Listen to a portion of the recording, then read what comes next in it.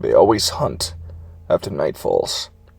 Always lone motorists stop between mile markers 189 and 206. It's no secret that something is off about that stretch of I-35, and the disappearances that occurred there have not gone unnoticed. And now, thanks to me, that body count has gone up by one more. Many have described a feeling of wrongness that pervades the area, how it seeps from the road, the trees.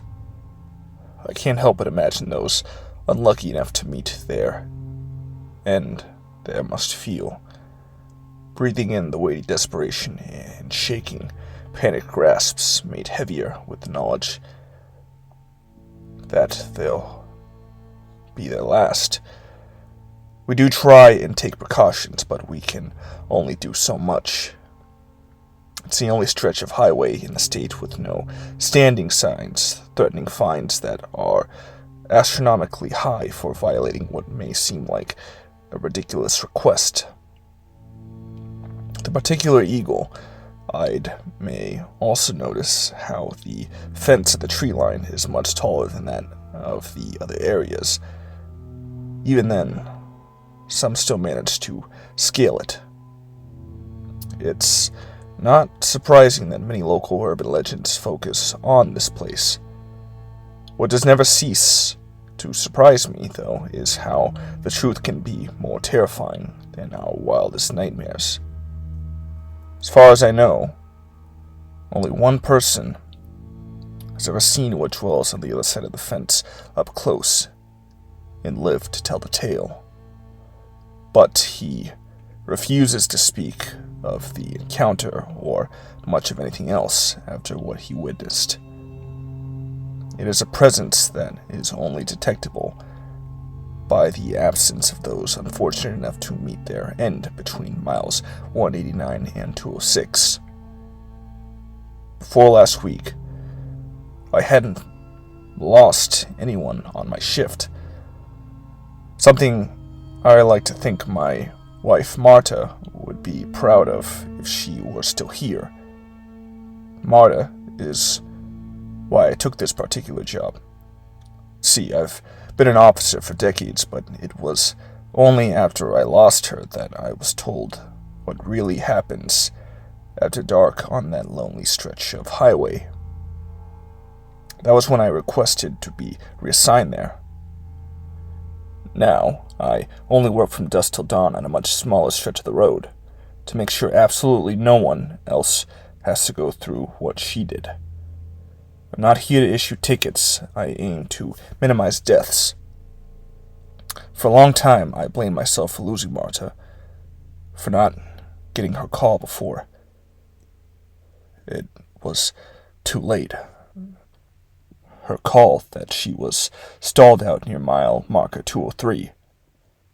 I was performing a traffic stop in my assigned district, about 30 miles or so away at the time, unable to answer my phone and only hearing her message after I jumped back in the cruiser. I beat the tow truck there, but it was already too late.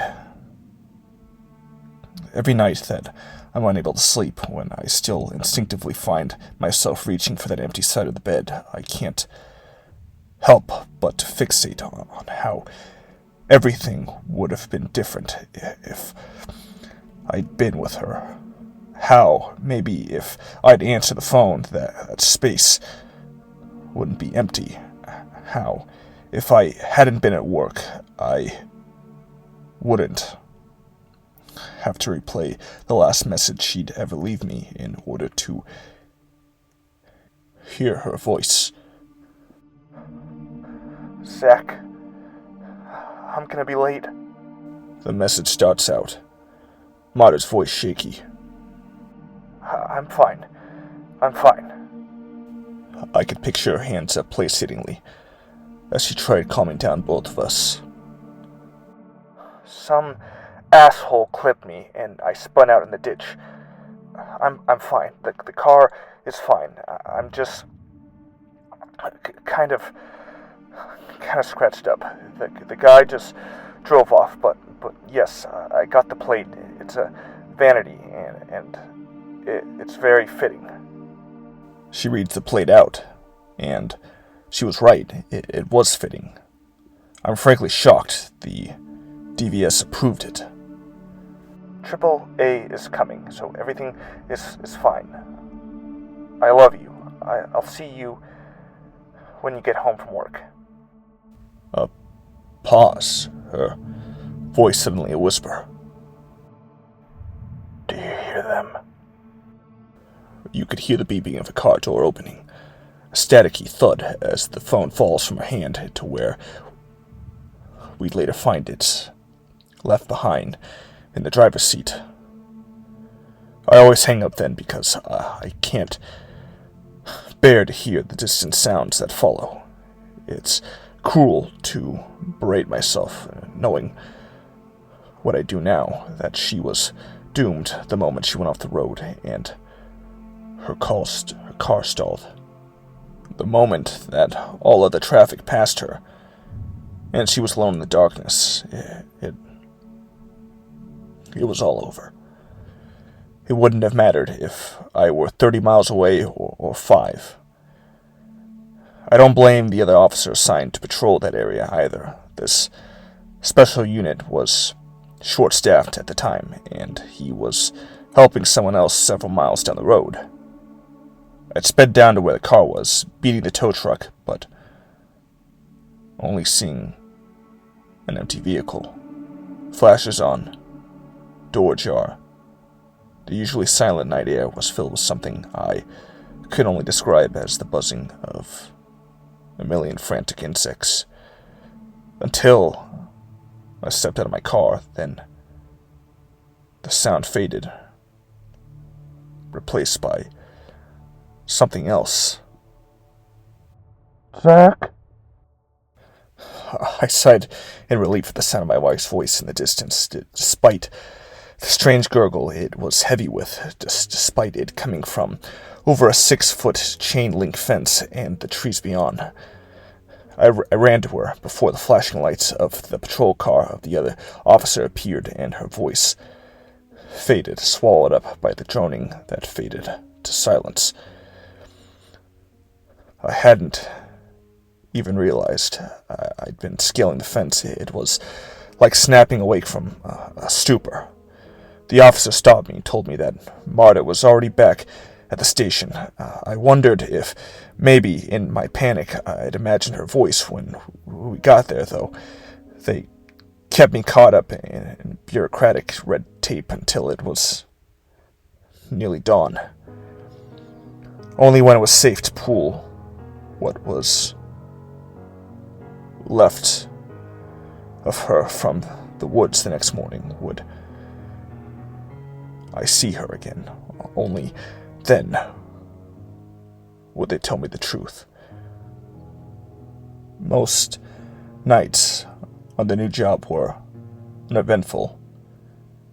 It's funny how after enough time, anything can become a new normal. My coworker, Brennan, the same officer who had to break the news to me about Marta, and I patrol our assigned areas, keeping an eye and ear out for anyone in need of our help. The night of my first call had begun like the much more mundane. Brennan had called and was in the midst of describing the plot of some 80s B flick he'd watched the night before when the radio hissed out a code H-197.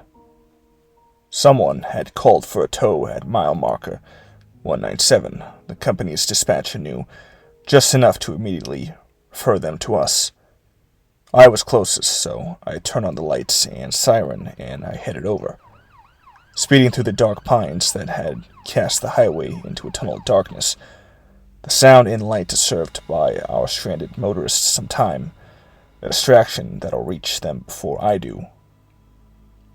But what really deters whatever looks beyond the fence seems to be the presence of another mind, another target.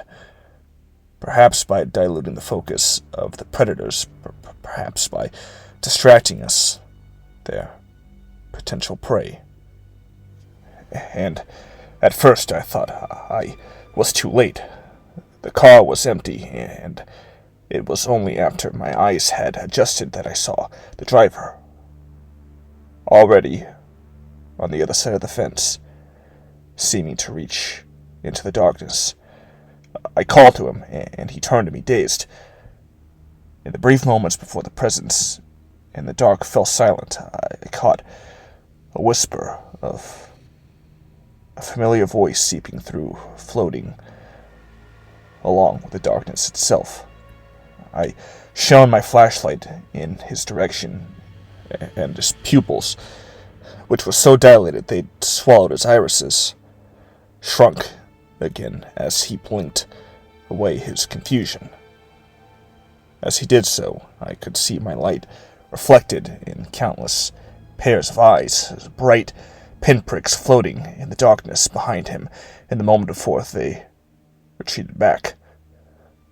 The driver stood in shock for a long moment before frantically trying and failing to scale the fence to reach me. After I helped him over, he clutched his trembling arm to his chest, spongy-looking exposed bone at the wrist, everything below it already gone. I radioed for an ambulance while the man just stared into space.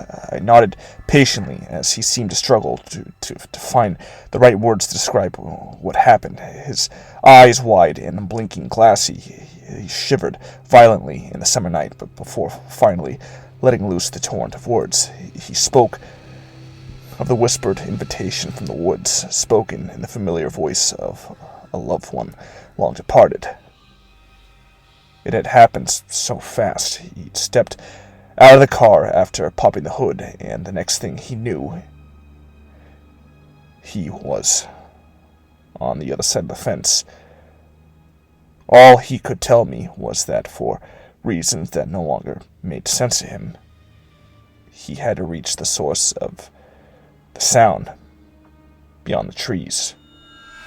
He spoke of the awful things he'd seen in the brief flicker of my flashlight beam, things that belong in the shadowy pools of our deepest nightmares, not the woods off I-35.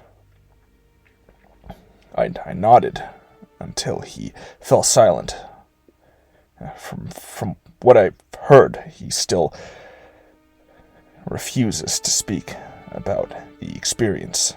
His brief glimpse at the presence in the woods had apparently been enough to fray the threads of his mind beyond repair. I waited with him until the ambulance arrived, our people in the know and used to this sort of call. And then, as their lights and sirens faded into the distance, I hopped into my cruiser and took one last glance into the trees. I couldn't help but think about Marta out there, what had called out to her while she was all alone in the dark, how I arrived far too late to help her. Sometimes, when I can't sleep, I search for plates, the vanities of the car that knocked her off the road. The ones she described in what was to be the last phone call she ever made.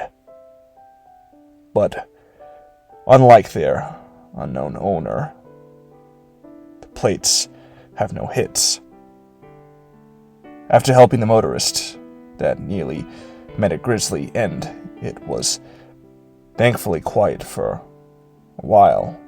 My nights consisted only of driving up and down my stretch of highway while Brennan and I bullshitted. But then, last week happened. The night that has me reconsidering my entire career. I kept replaying the scene in my head. The car speeds by me. It's got to be pulling over 120, drifting in and out of the lane so erratically that I have to messily swerve out of their way and onto the shoulder as they pass. And even then, they still just barely miss me. The jarring sound of screaming metal and shattering glass shrieks through the distance. I pull back onto the road and speed after him. He didn't make it far. Skid marks show the messy journey from road to tree. He has the misfortune of crashing into mile marker 192. The only luck on his side is that I was so close by. Miraculously, he's banged up, but for the most part, okay. The car, on the other hand, won't be going anywhere anytime soon. He doesn't seem to see me approach or hear me ask if he's alright, so I rap on the window loudly and shout that I'm radioing for an ambulance. That seems to snap him out of a stupor. He finally rolls the window down, and it smells like he's been bathing in Everclear. He refuses. He doesn't want to go in for driving drunk. I quickly ask for license and registration, even though this isn't a traffic stop, as so much as a rescue mission. I've already decided that it's quickest if I take him in for reckless driving. I could breathalyze him back at the station when he's out of danger. Hell, I could probably wait hours to test him, and he'd still be several times over the legal limit. He instead staggers out of the car and yells at me, waving his finger at a space several feet to my right, the place he seems to think I'm standing. You need to come with me, sir, I whisper. It's not safe. I stop cold when I finally notice his license plate and find myself tuning out his barrage of insults. Marta's last voicemail to me replays in my head. The vanity plates of the car that knocked her off the road without bothering to stop and help. No wonder I never found them before. I tried various abbreviations, but his are from a state over, one letter longer, and a creative take on the phrase that I wouldn't have guessed.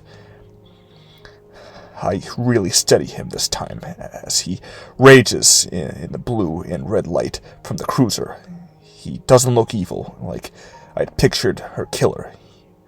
He's just some drunk asshole who doesn't give two shits about anyone or anything other than avoiding going in for another DUI. Somehow, that's even worse. I finally snap back to reality in time to hear him slur that I can fuck right off. Maybe I'm a bad person for the choice that I made. I decided that I'd give him exactly what he asked for. You have yourself a good night, sir, I reply.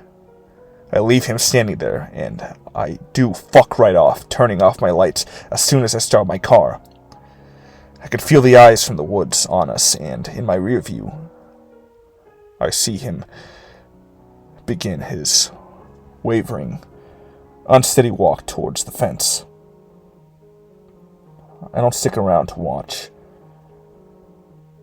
The next day, the car's still there, its driver gone, both literally and figuratively. I'm still struggling with my decision, if I'm being totally honest. I tried to turn in my resignation, but my boss would not accept it, telling me something along the lines of, "You failed to stop a belligerent, repeat drunk driver from wandering off into the woods. You did what you could." I tried to correct him. I told him what I really did. How I took a life. How it was not negligence. It was murder. How that makes me just as bad as the man I condemned to death. He shrugged it off, reminded me that I've saved far more lives than the one I've taken. so I decided to stay on the jump. But I have another confession. You see, after I helped a motorist change a flat tire yesterday, in the moments before I started my car, the voices from beyond the trees were louder than ever before. Yes, voices, plural. For the first time, Marta's soft beseechment changed from a solo to a duet. A new voice has joined the pleading call from the woods, a voice that I can still recognize, even though it's much clearer now that it no longer slurs the words. The voice of one killer to another, promising that I'll soon join it.